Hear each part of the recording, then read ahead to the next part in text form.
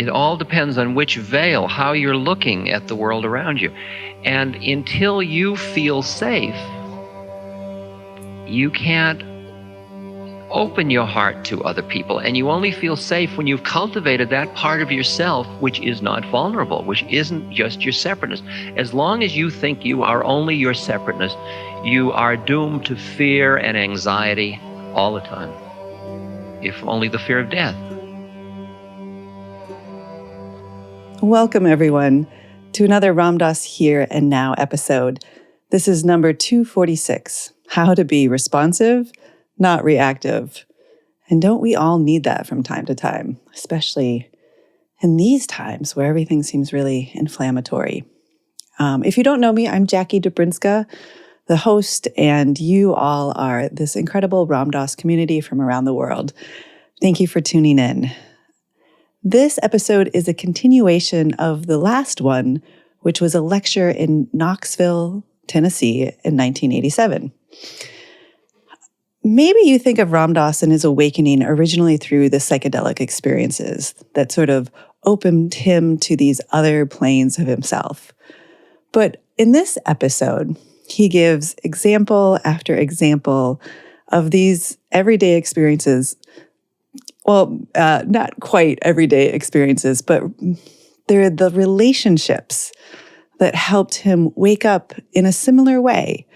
You know, to wake up to those places beyond our roles and those habituated beliefs and thought forms and into this other part of ourself that is expanded and present and in communion with what is, that sort of intuitive heart, that place that the Sufi and Christian mystics wrote poems about, and that place that I think most of us long for in a deep way.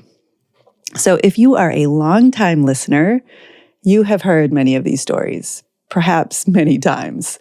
I sort of want to call this episode Story Time with Ram Dass, or Ram Dass's greatest hits, and then dedicate it to some sweet, long-lost love.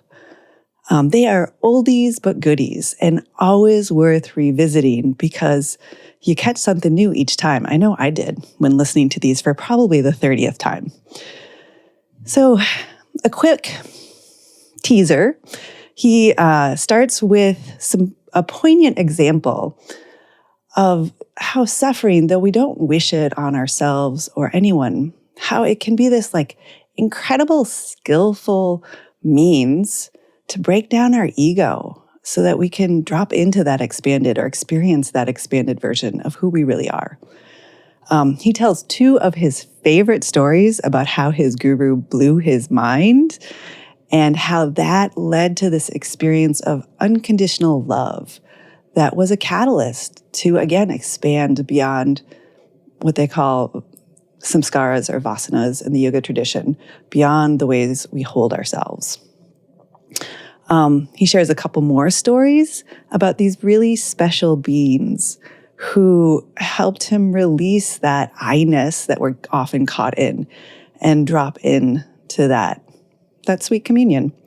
And then another couple of stories about letting go of our expectations and the way we box ourselves and others in, how we're caught by that constant flow of thoughts, and simply relish in what's happening, even if it's boredom or discomfort. And in that tapping in, there is a sweetness, even a bliss. And then he ends with what I think might be my favorite story of all time. It might be getting made into a movie. I don't know. I'm not going to say anything more about it, except that one of the things I like to do is listen to it as if I was each of the characters, because it brings a different perspective.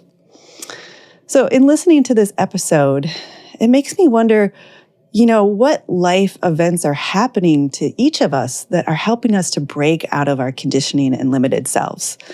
Maybe it's breakups or love affairs or births or deaths, or maybe it's really simple interactions we overlook every day. I recently had one. It was one of the more dramatic ones. I say I died.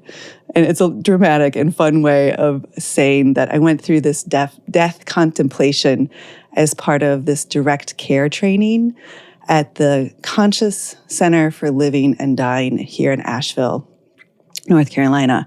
It was executed so incredibly well by the facilitator. The whole room was crying.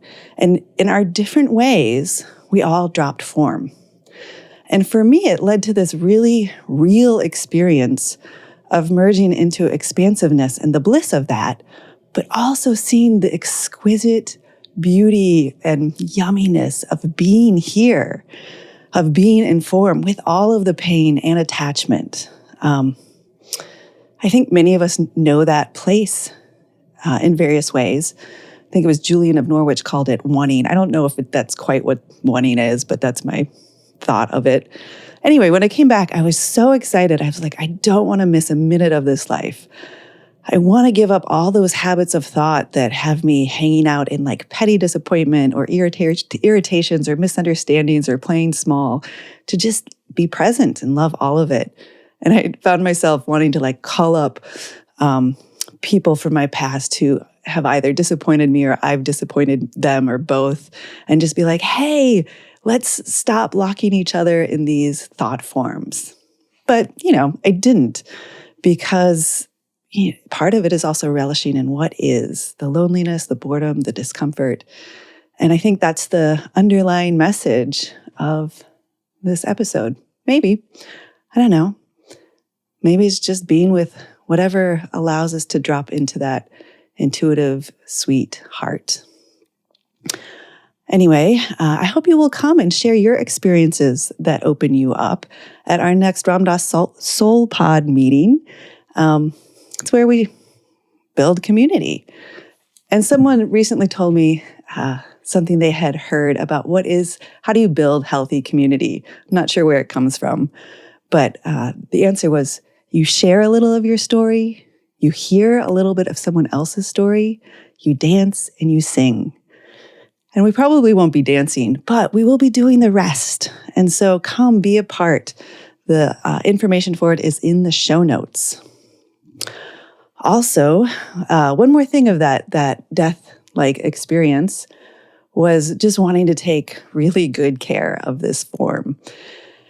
And that means taking good care of my nervous system, which means giving up coffee again, which often results in just this afternoon irritation. A friend of mine calls coffee anger in a cup. And so again, I'm leaning more heavily on this amazing drink we've told you about many times called Magic Mind.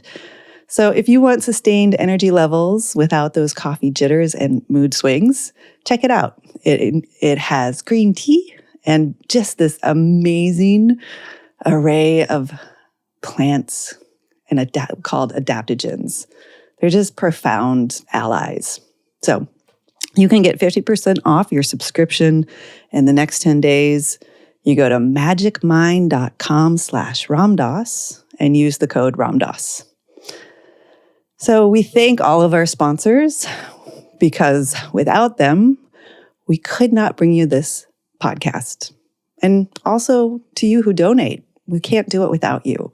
So if you don't, please go to ramdas.org/donate and give. As always, we hope you are nourished by this episode and these teachings, and whatever good may come from it, may it benefit all of us in our daily lives and ripple out into the world for the benefit of all beings. Here is Ram Dass, here and now. Namaste and blessings.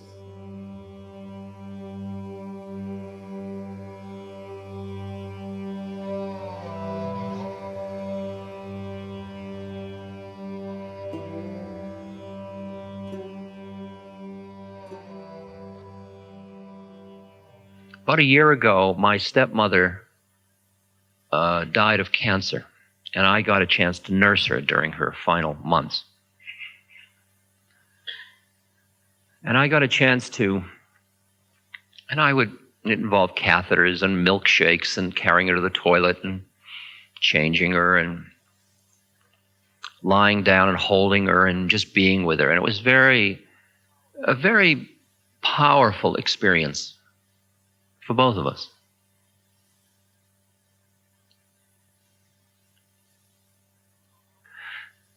Now, I watched my human heart. She was a good person. She was a really strong-willed, good person.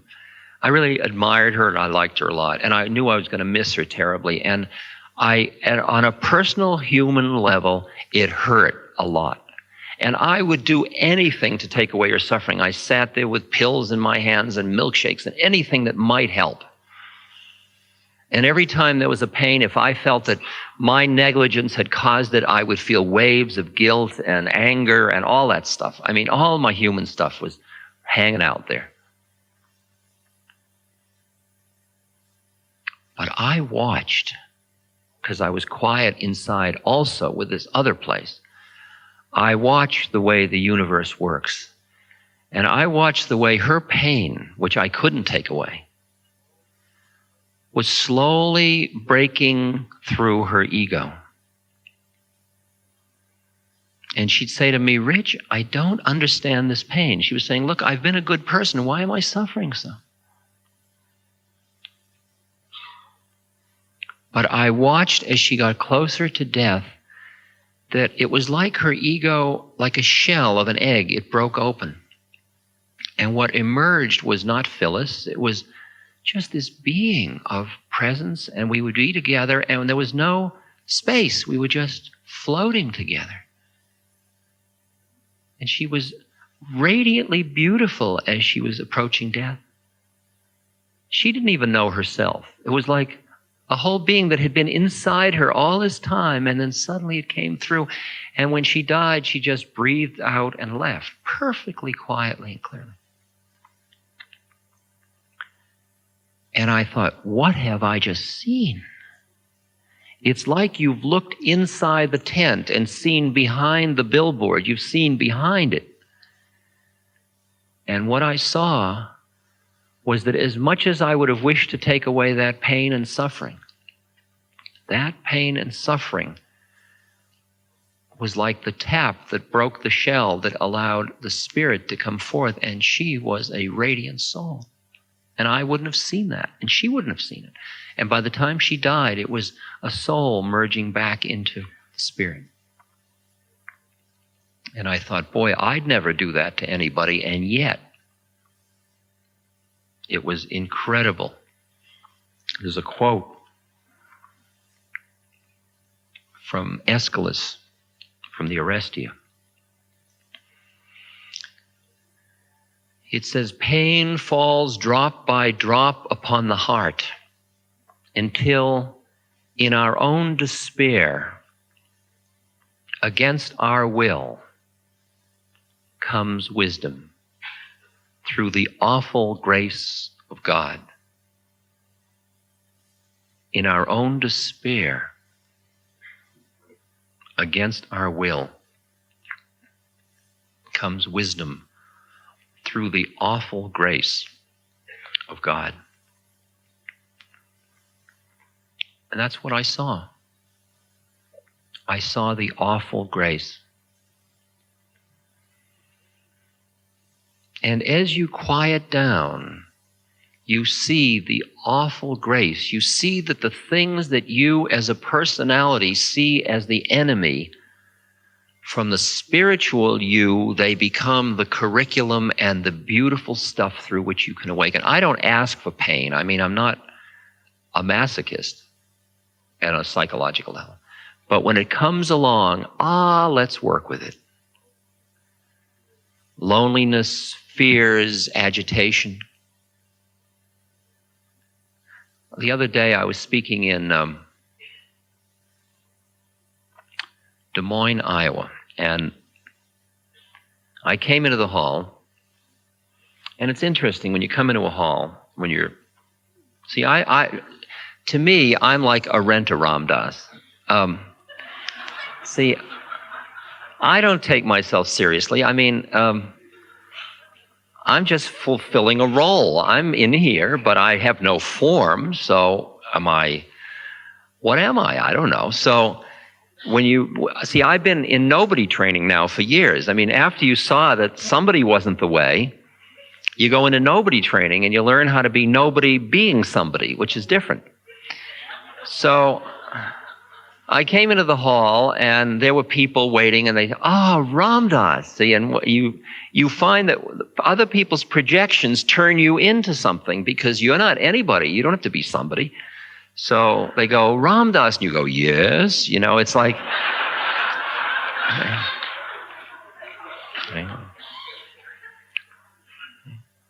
and so I was being Ram Dassian, you know, as I kind of came into the hall, and who it was that people wanted me to be. It's sort of a warm, loving, humble seeker, you know. And I mean, I can play that. I mean, it's not that I'm not that. I'm not a hypocrite. I'm just not anything. So that's as good as any other one, you know. And so I walked into the hall being very loving and sweet. And every evening I ask that I be given one of these mini boom mics so that I can sit cross-legged and bring the mic up close, because if it's straight mic, I've got to spend the whole evening leaning forward like that. So I walked into the hall all loving, and I looked up, and there was a straight microphone. And I was smiling, I said, "What's that?" And the manager, the woman managing the hall, she said, "Well, that's the only microphone we had." I said, "Well, we ask in advance for a mini boom." And I suddenly saw myself turn into this kind of grotesque being. And I burst out laughing, because what I saw was that my guru had come in drag as a microphone to say, "Try this on, you phony holy," you know.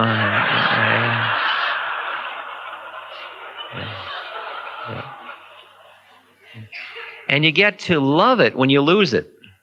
You really love it when you lose it, because it shows you your secret stash. Otherwise, you don't even see the stuff.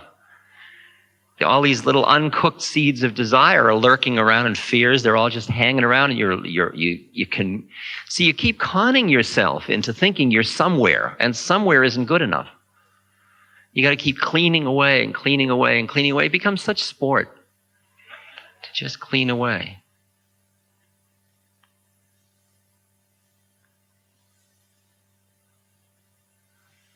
Now, one of the things that has happened to me, despite the fact that my colleague said nothing had happened, was, and it's been a very confusing experience for me, is that I have begun to fall in love with everyone, fall into love with everyone. And it's hard to know what to do about it.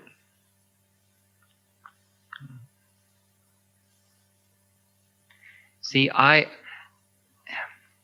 when the armoring of the heart starts to release, like think of Mother Teresa picking up the lepers in the gutter of Calcutta. She is picking up Christ in all his distressing disguises. She's picking up the beloved in all the different forms. People say, "Isn't she courageous? Isn't she nice?" Why? She's taking care of her beloved. What more could you want? It all depends on which veil, how you're looking at the world around you. And until you feel safe, you can't open your heart to other people. And you only feel safe when you've cultivated that part of yourself which is not vulnerable, which isn't just your separateness. As long as you think you are only your separateness, you are doomed to fear and anxiety all the time. If only the fear of death.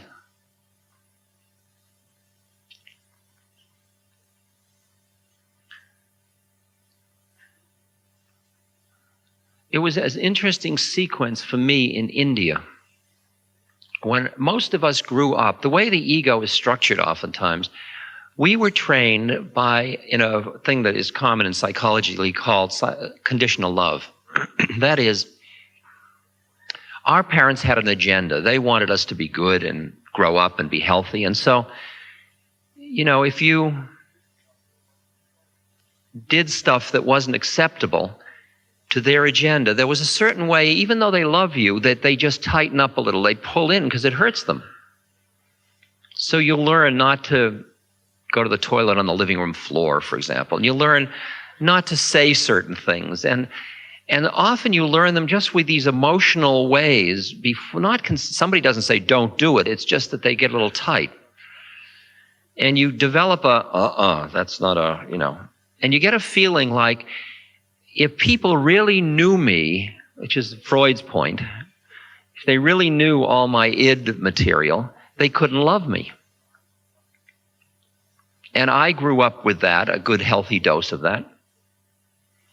And when I went to India and I met my spiritual teacher, he started to show me, and I couldn't hear it at first, but bit by bit he showed me what it was like to be in the presence of somebody who wasn't conditional. And you can only be unconditional when you don't want anything from somebody else, when you don't have an agenda that demands they be somebody. As long as I think I'm somebody, you have to be something or other to fulfill my somebodyness. You've got to at least reinforce or support my somebodyness. Now, he did a series of things, and just to give you a little feeling for what that sequence was, he started to show me that he knew everything that was going on inside of me. That was the beginning of it. I'll give you 2 episodes. There's those of you that know my material, this will be very familiar to you, but think of how many times I've heard it.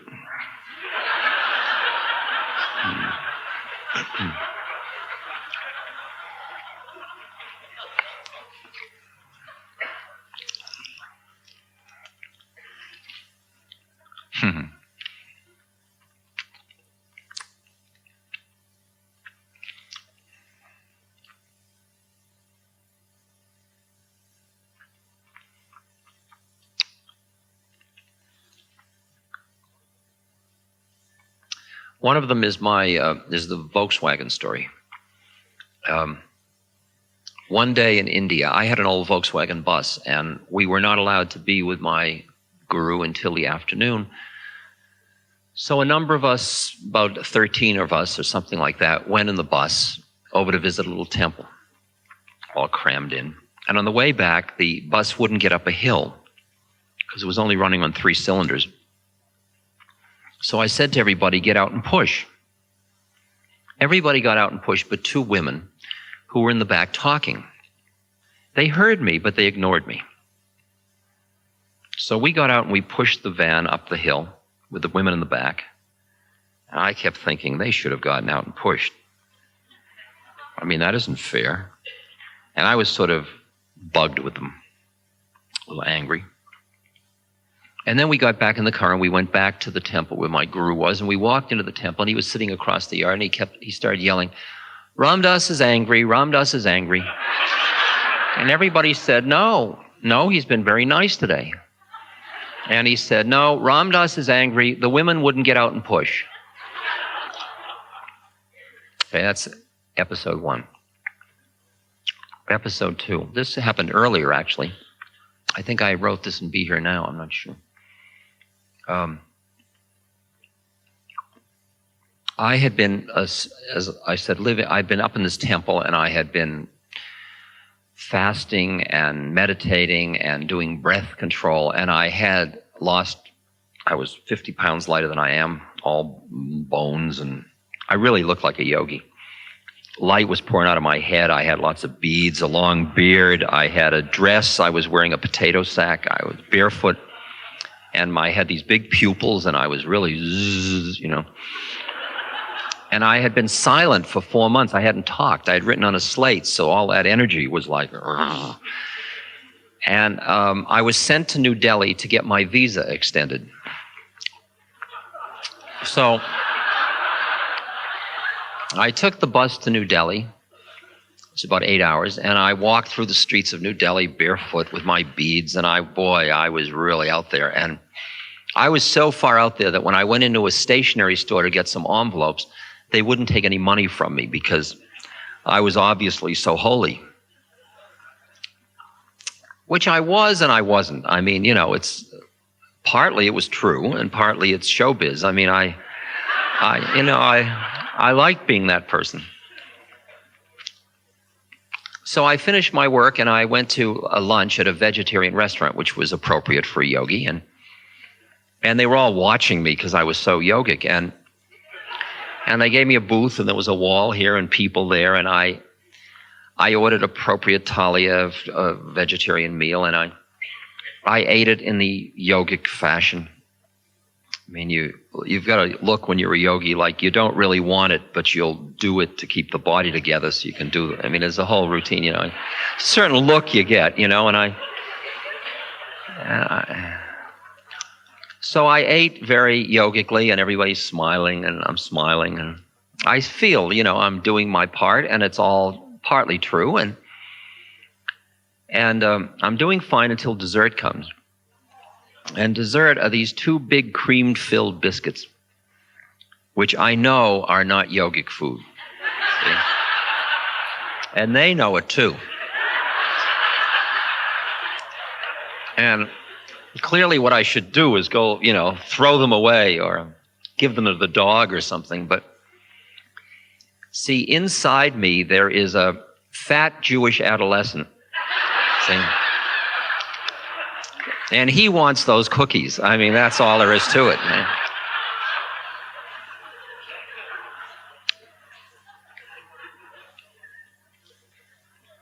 So like in magic, where you have one hand doing something else while the other, I was doing holy things with this, so their attention was all here, and I was moving the dish around this way. And then I was doing holy things and sneaking the cookies in this way. And I got them all in with nobody watching. I didn't lose a stitch of my yogic purity. I took the night bus back up to the mountains, 8 hours, and arrived the next morning, bought some apples, went to my guru, kneeled down in front of him, offered the apples. He pulled my hair up, leaned down, and he said to me, "How did you like the biscuits?" Now, he kept doing these things to me, and I kept saying very glibly, he knows everything, he knows everything, he knows. And then one day I was sitting in front of him, in front of his tuck at his table, and he was sitting there. He was about this far away from me. He was talking to other people, and I was sitting there, and I was thought, boy, he knows everything. Oh my God, he knows everything. And suddenly, all of the things that you wouldn't want another person to know, it's like trying not to think rhinoceros, They were pouring through my mind. I mean, all of those things, you go into the bathroom and close the door to not think, There they were, and he was right here, and I started to get all red, and I was covering my face because it was like being broadcast on a loudspeaker, And finally, when I looked through my fingers, he was about this far away from me, and he'd stopped talking. He was just looking at me. And he was looking at me with such love. Such love. And I experienced what it was to be loved just the way I am. Not if I did this or did that. Not if I'm good. But just because I am. The same way you would love a tree. You go out in the woods and you see pine trees and fir trees and eucalyptus trees or whatever trees you see. And you don't say that pine tree should be an oak tree. You appreciate it just the way it is. But you get near people and you get into this judging mode. It should be this way, it should be that way. When he was looking at me just with appreciation of just the way I was with all of it. And I thought, what grace it would be if I could love other people that way. And what I'm finding now is that is beginning to happen. Just beginning. And I look at people and I see their beauty of yearning, of fear, of caughtness. I see them just the way they are. And then the ones that I can't love so easily become the work on myself, because they're just being who they are. It's my reactions that I have to work with. I don't have to change them. I may have to change their actions by saying no. Or, for example, I have a hard time with Caspar Weinberger. For some reason, he's just hard for me. I mean, I know why. He's not a bad guy. He's just wrong about lots of things. And I don't agree with a lot of his stuff. You know, I think he's off the wall. So I have a holy table. And I have on it at home, and I have pictures. I have Buddha and Christ, Ramana Maharshi, Mary, my guru, Caspar Weinberger. In the morning, I light a candle and light incense. Good morning, Christ. Good morning, Buddha. Good morning, Maharaj. Good morning, Mary. Good morning, Anandamai. Hello, Caspar. Okay. I see my work.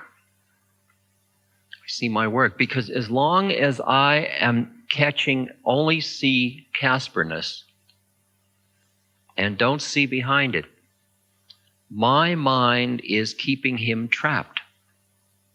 He can't come up for air in my presence, because my mind keeps forcing him to, it reinforces in him what he's stuck in. And it's interesting to keep working on yourself until the veils that other people are caught in don't catch you. So you keep your heart open. Kabir the poet said, do what you do with another person, but never put them out of your heart. And I am slowly learning how to do that. If you think you're somebody doing something, then who you're with becomes somebody else, just because you're like, here's an example. I was asked to come and see a fellow who had multiple sclerosis in Santa Fe, New Mexico. Sure, I'll go. That's what I do. I came to see him, and he was living in a very little hut cabin type. And he had poles to drag himself around the room because he didn't have use of his lower body, and he was very emaciated. When I came, he was squatting on the toilet. And so I came in and I sat down on the tub.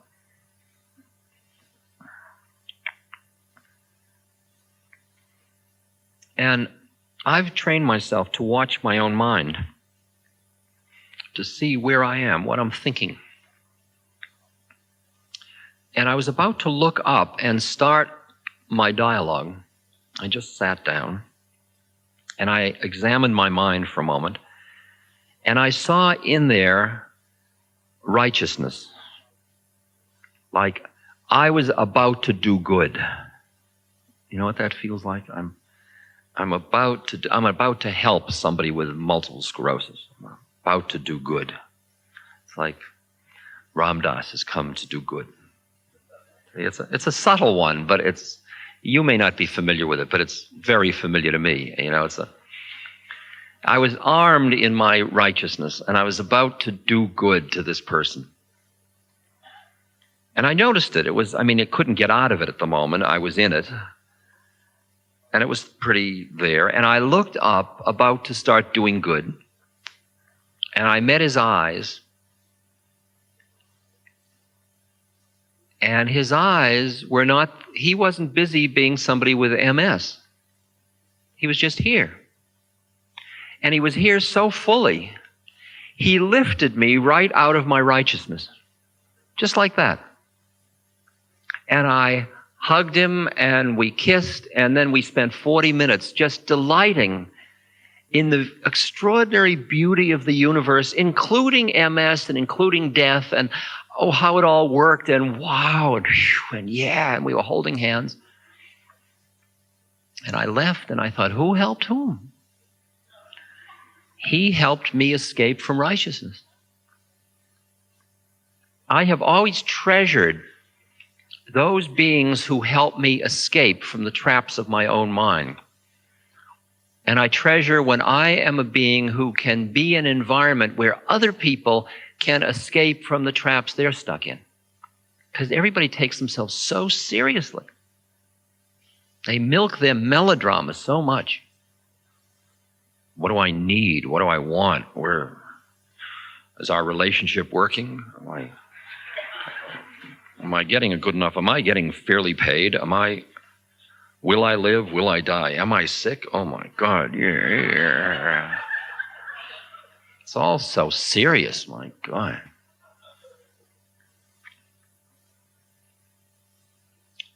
I had another great teacher.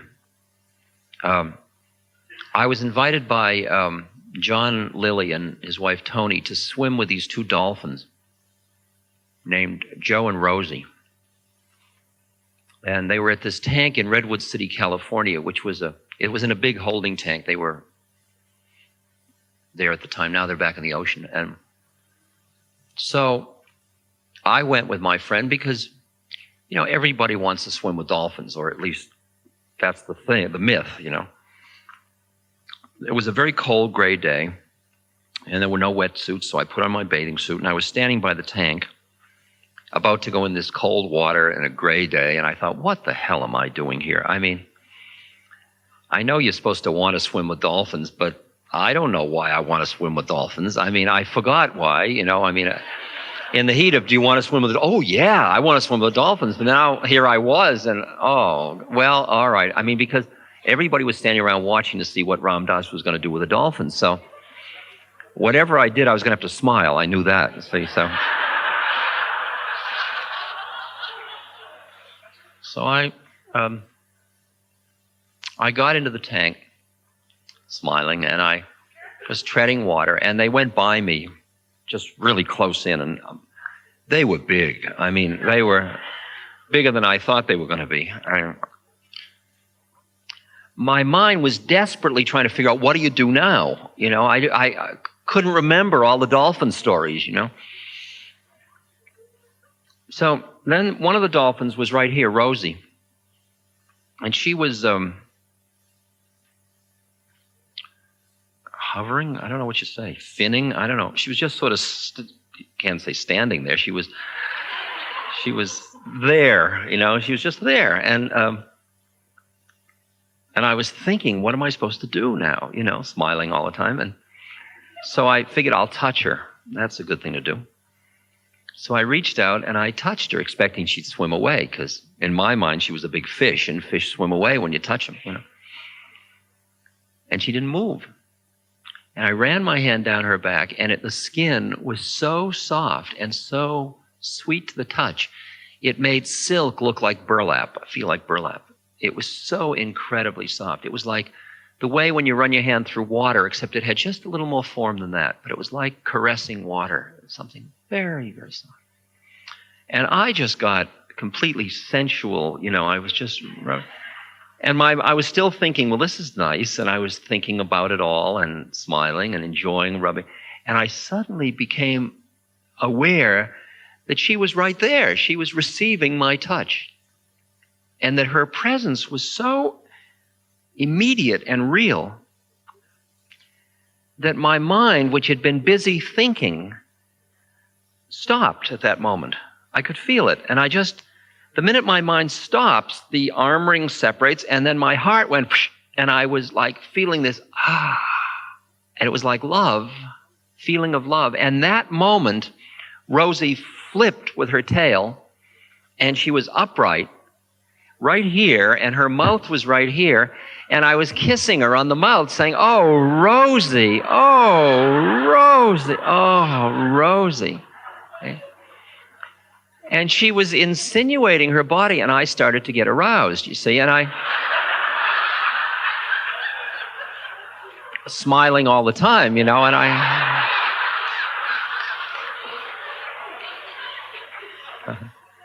And I thought to myself, is this legal?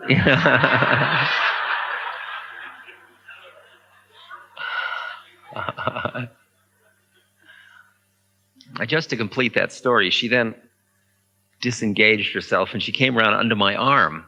I thought, I think it would be fun to swim with her. And I grabbed her fin, but I didn't want to break it, so I didn't hold on to it. And she went down and it slipped off and kept doing that. And finally I thought I should put my hand around and hold her, but that's kind of coming on a little bit. But I'll do it anyway. And I did it, and she swam, and I figured it's bothering her, so I let go, and she immediately came under my arm again. She was like training me like you train a rat, I mean, she was very patient till I quiet down. And so I grabbed hold, and we started to swim wildly through the tank. It was just like you would imagine it would be. And after a while, I thought, well, Rosie, see, I was just in ecstasy, and then the thought came, Rosie, you're a dolphin, but I got to breathe, I'm a human. And the minute the thought emerged, she came to the surface immediately. And I took a breath, and then we swam. And every time I felt the need of breath, she'd come to the surface and wait, take a breath. And we did this for about 40 minutes. At one point, I came to the surface, and people were taking photographs, and I started hamming it up for, me and the dolphins. And I forgot to take a breath. And she went under. And a couple of moments later, I thought, well, Rosie, this is it, and she came to the surface just like that after a couple of moments. And at the end of 40 minutes, I was shaking with cold, but I didn't want to stop. It was so wonderful being in such communion with somebody. And then she shook me off and went and got Joe, and they nosed me over to the holding platform and out of the tank because they felt I'd had enough. And I felt like she had shown me that when I let go of when I went into that intuitive heart space, I could be with her, And we could meet behind the forms, and I've been practicing looking behind forms. Now, I've noticed, once I saw that my job wasn't to push away my incarnation, but to honor it, I started to look at my life to see how to honor it, how to be an impeccable incarnate. Like, what does it mean that I'm in this body? What does it mean that I'm an American? What does it mean that I'm part of an ecosystem? How can I express my concern about nuclear proliferation and the risk of it and the unconscionable paranoia that's rooted in it? How can I express that in a way that doesn't create more fear in the world? And yet I must make a statement because I'm part of an ecosystem. I can't walk away from it. And I looked at each part of my life. How do I make a statement about that I'm a member of a family, for example? And I started to realize that I must listen very carefully to hear what my part is on earth, because each of us has a unique predicament. We are each packaged differently, and those packages aren't error. In fact, there are no errors in the whole game, I suggest to you. And so you listen to hear why you are in the unique predicament you are if there's no error. With all of it, as many weirdities and neuroses and all that stuff, there are no errors. Each person has an optimum set of experiences through which you can grow. From a spiritual point of view, from a psychological point of view, we all complain bitterly. I'll tell you about the spiritual entities now. Now, I've done quite a bit of meditation, and I had been doing a very intensive meditative practice at one point. And I came back to the States, and the opportunity was there. It turned out that my father needed help. He was old and very frail, and I was unmarried, and I could do that. So I moved home to his house to help him. And for several months, I was taking care of him every day, helping my stepmother out at that time. This was a few years back. And it became interesting to me because I was used to observing my own mind. The routine with my father every morning was very straightforward. Each morning I'd come up and I'd wake him, take his blood pressure. He's had some minor strokes, so he was very quiet inside. He's not paralyzed, but he's quiet. I get his feet over the side of the bed, get him up, get him onto the walker, walk with him into the bathroom, take off his pajamas and sit him on the toilet. We brush teeth and stuff. Then get him into the shower, soap his body, wash his body with a hose, wash his hair, dry him, dress him, sit him down, put on socks, shoes, comb his hair, get him on the walker, walk into the kitchen, prepare his breakfast, offer him breakfast, he eats, clean up the dishes, give him his insulin shot, prepare his pills, take him on his walker into the other room, get him in his chair, get him quilt over his legs. That operation took about an hour and a half each day.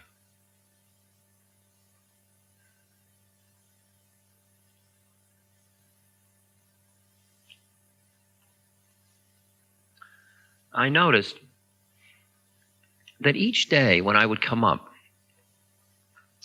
I noticed in my diary, which I was keeping then, that each day I would come with a slightly different scenario in my mind. Like one day I would come up and in my mind I was the good son taking care of dear old dad. That's where my mind was. And everything fit in. It's like you're shooting a movie. And there's dear old dad, and I'm the good son. Hi, Dad, you say as a good dear son. Let's go. And you go through the whole thing. Then another day, I noticed in my diary that I was busy downstairs and I had some phone calls to make and I was impatient and he seemed sort of he seemed daughtery to me. And he was irritating. Dad, could you walk a little faster? It was a whole different model in my head. There was another day when I came up that I was in my Dr. Kildare number. I had a stethoscope on to test his heart. And I was seeing him, I was in my scientific mode, and I was seeing him as a set of ambulatory variables, really. Because with older people, the intestinal tract gets fascinating. You become fascinated with what goes in and where it stops and how do you get it out. And he's not going to tell me, so you start to study it, and you give him a little of this and a little of that, and you measure what comes out, and it's small, medium, large, and wow, and it does blood pressures and blood sugars and all kinds of wonderful things. And you just see, it's like what many doctors must see when they see people. They just see tubes and canals and processes, and things go in, things come out, and you measure it all. And then another day, I was like a spiritual teacher helping my father through the transition. Dad, aging is just relatively real. Now, you got to understand that my father has known me for years, and to him, I'm rum-dum, or I was. Hey.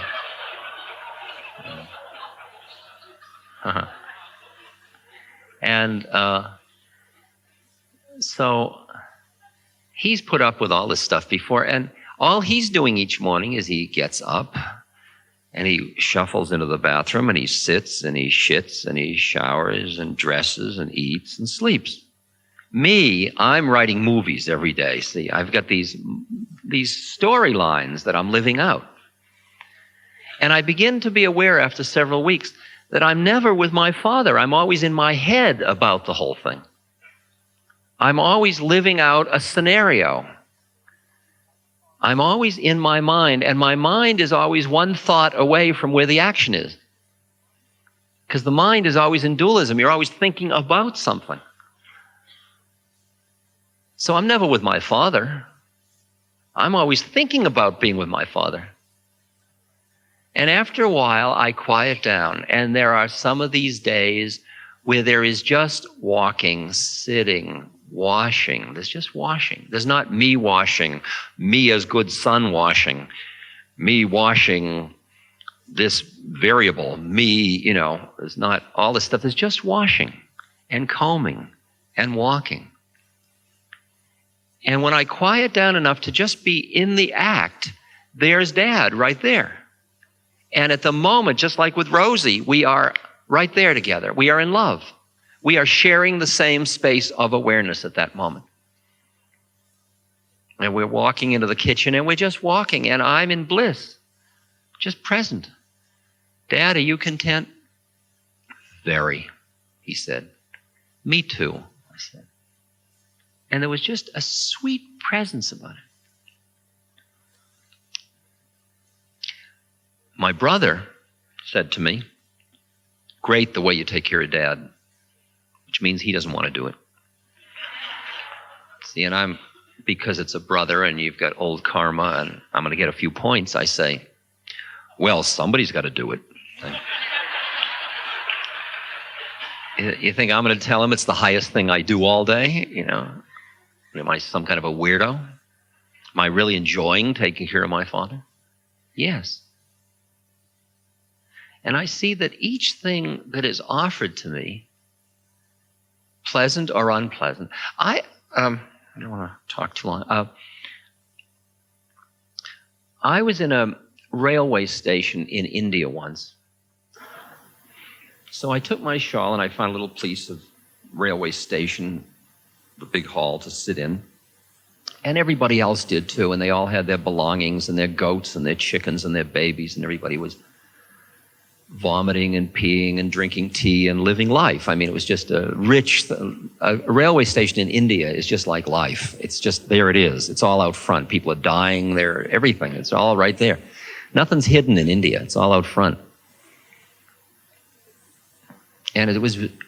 And I also had diarrhea, dysentery. And I was barefoot. And I had to go to the latrine. And the latrine had overflowed probably several weeks before. And there were a lot of flies. And I had to walk over feces to find a place to squat. And now I grew up with a lot of toilet training. And my parents told me that if I wasn't good, I'd end up in a situation like that.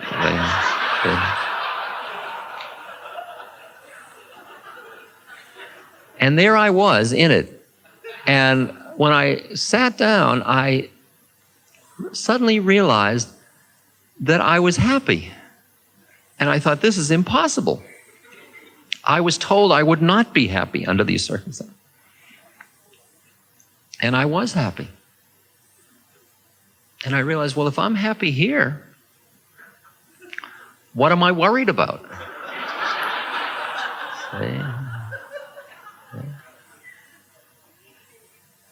It's interesting how we fill our minds with so much fear all the time. Like, for years I collected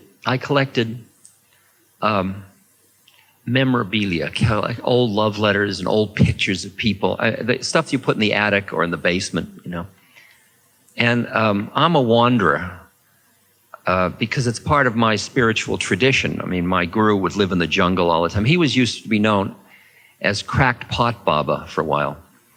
And he was naked, and he'd just pick up a piece of cracked pot that somebody had discarded and put it on his head, because in India they make pots out of earth, and then it goes back into the earth when it breaks. And then he'd use it for water or begging, and then when it would break, he'd put another one on his head. And so he was really down to the minimal things, I still have a Master Charge card and a Volvo, and I mean, I'm in training, but I haven't gotten very far. So every time I move, I have all these boxes. See, I had all these boxes, and I label them, and they're things from the 60s, all important documents and stuff, old license plates from cars, and things you can't bear to be parted from. And so every time I would move, it's like there'd be this UPS truck behind me carrying all my boxes, and I never opened them. I just kept adding to them. And I realized that it was with the assumption that at some point, I mean, I never had time to open them because life was so rich, but I apparently expected that I would run out of life. I mean, later, there'd be nothing happening, and I'd be so happy to look at old slides of the Grand Canyon, for example. See?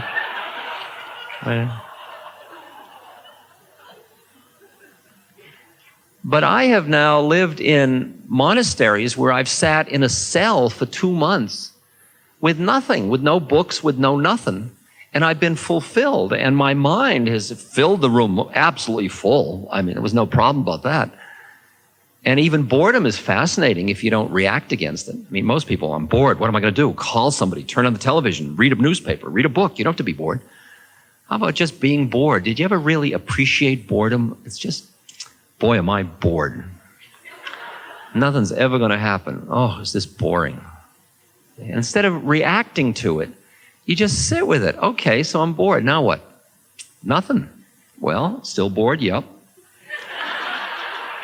It's going to go on for the rest of life. Here we are. Now what?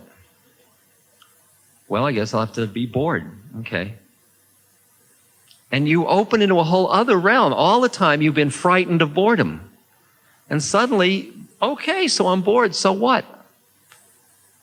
And there's a certain liberating quality. And the minute I saw that even very little was enough, the Bareilly railway station or the cell in my monastery in Burma was enough, I thought, what am I carrying all these boxes for? I mean, I have to buy storage space. I've got to, what for? So I decided to get rid of them all. So I threw them out, but I found in the middle of the night I was out going through them. Because I'm never going to see that picture again. So I decided to burn them. So I dramatically, each one I'd say goodbye, and I'd throw it in the fire. Well, I had 15 boxes, and I'm down to 6 now. See, I'm not completely free. I'm not to the cracked pot yet, but I'm edging up on it. Because you begin to see that the moment is so rich with all of it, with all of it, with all of it.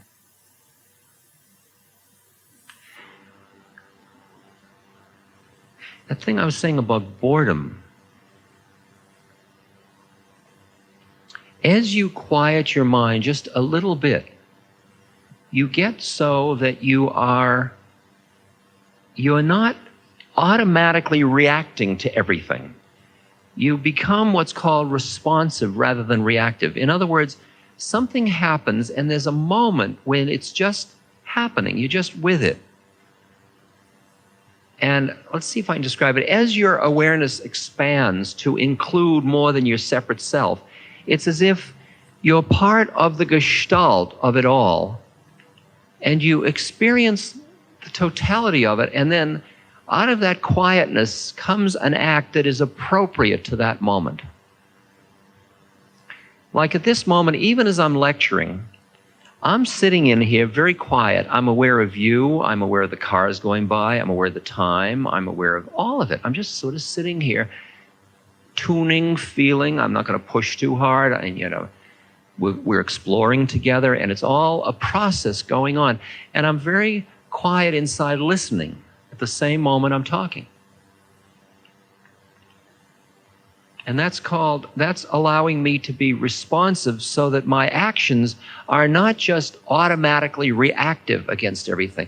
Because if I'm busy being somebody, then I react all the time. Let me read you a story out of this excellent book called How Can I Help by Ram Dass and Paul Gorman. I wouldn't tell you it was good if it wasn't. This is a story told by an Aikido master. That's a martial art, Eastern martial art. A friend named Terry Dobson.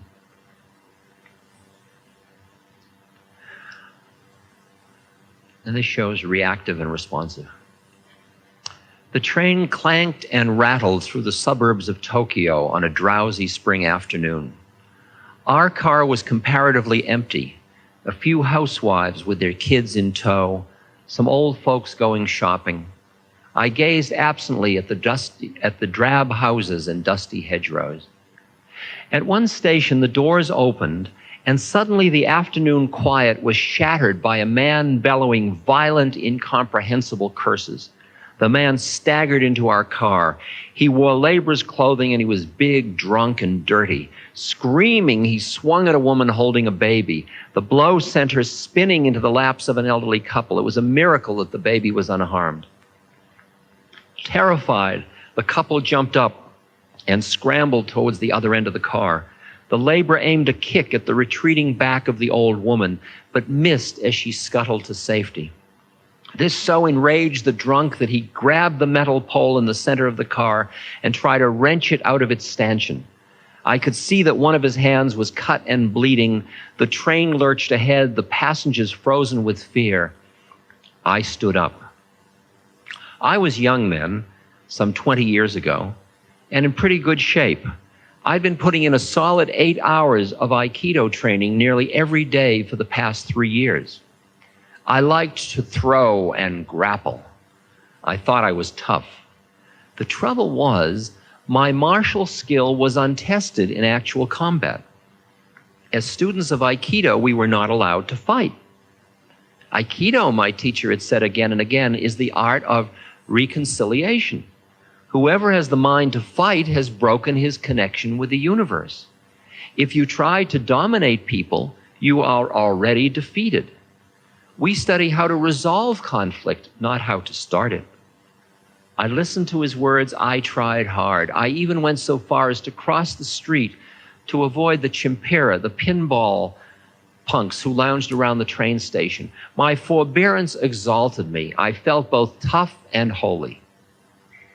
In my heart, however, I wanted an absolutely legitimate opportunity whereby I might save the innocent by destroying the guilty. This is it, I said to myself as I got to my feet. People are in danger. If I don't do something fast, somebody will probably get hurt. Seeing me stand up, the drunk recognized the chance to focus his rage. Aha, he roared. A foreigner. You need a lesson in Japanese manners. I held on lightly to the commuter strap overhead and gave him a slow look of disgust and dismissal. I planned to take this turkey apart, but he had to make the first move. I wanted him mad, so I pursed my lips and blew him an insolent kiss. All right, he hollered, you're going to get a lesson. He gathered himself for a rush at me. A fraction of a second before he could move, someone shouted, "Hey!" It was ear-splitting. I remember the strangely joyous, lilting quality of it, as though you and a friend had been searching diligently for something and he had suddenly stumbled upon it. Hey! I wheeled to my left, the drunk spun to his right. We both stared down at a little old Japanese man. He must have been well into his 70s, this tiny gentleman sitting there immaculate in his kimono. He took no notice of me, but beamed delightedly at the laborer as though he had a most important, most welcome secret. Come here and talk to me, he said. The big man followed as if on a string. He planted his feet belligerently in front of the old gentleman and roared above the clacking wheels, "Why the hell should I talk to you?" The drunk now had his back to me. If his elbow moved so much as a millimeter, I'd drop him in his socks. The old man continued to beam at the laborer. "What you been drinking?" he asked, his eyes sparkling with interest. "I've been drinking sake," the laborer bellowed back, "and it's none of your business." Flecks of spittle spattered the old man. "Oh, that's wonderful," the old man said. "Absolutely wonderful. You see, I love sake too. Every night, me and my wife, she's 76, you know, we take our bottle of sake and we go out and we sit on the bench in our garden. We watch to see how our persimmon tree is doing. My grandfather planted that tree. We've been very concerned about it after the ice storms we had last winter. But you know, it's done wonderfully, especially when you consider the poor quality of the soil." He looked up at the laborer, his eyes twinkling. As he struggled to follow the old man's conversation, the drunk's face began to soften. His fist slowly unclenched. "Yeah," he said, "I love persimmons too." His voice trailed off. "Yes," said the old man, smiling, "and I'm sure you have a wonderful wife." "No," replied the laborer. "My wife died." Very gently, swaying with the motion of the train, the big man began to sob. "I don't got no wife. I don't got no home. I don't got no job.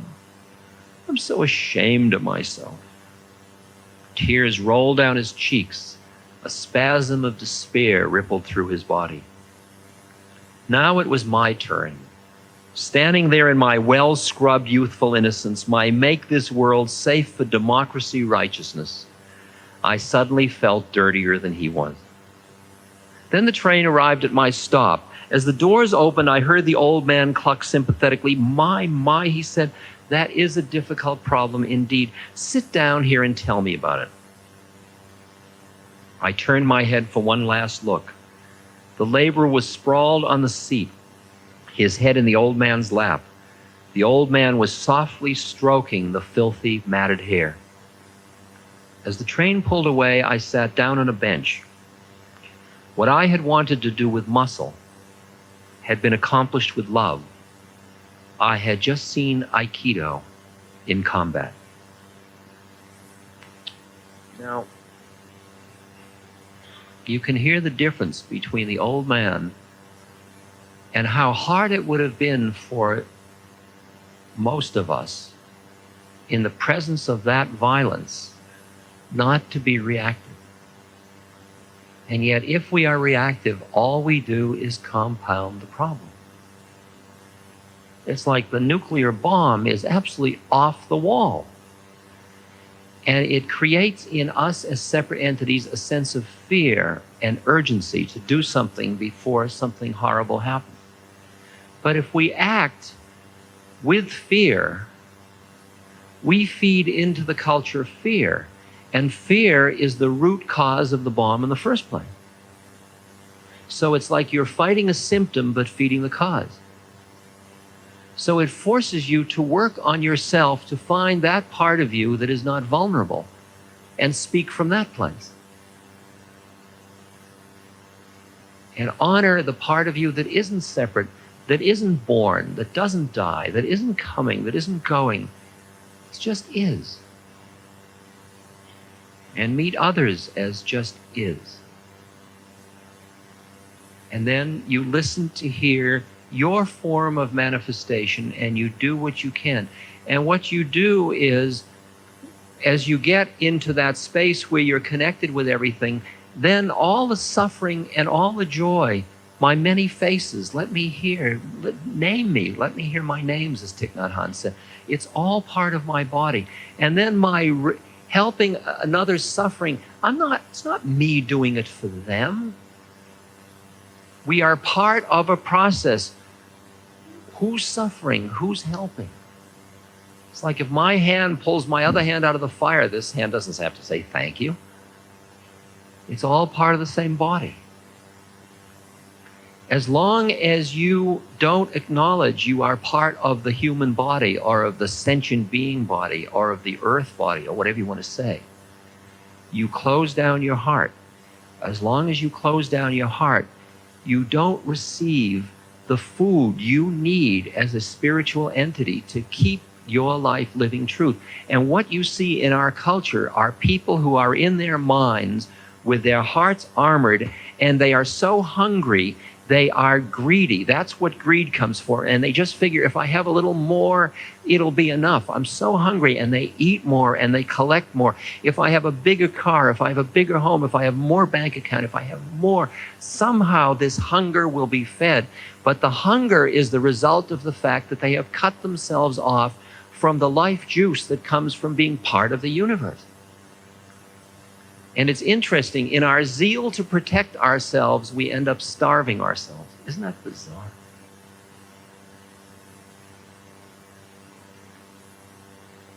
And so we learn, finally, that we have to cultivate that quality of compassionate action towards other people as vitamins for ourselves, not just for them.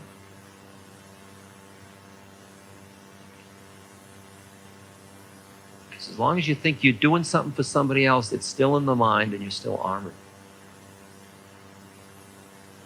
You end up living your life from a spiritual point of view as an exercise of working on yourself through which you will awaken.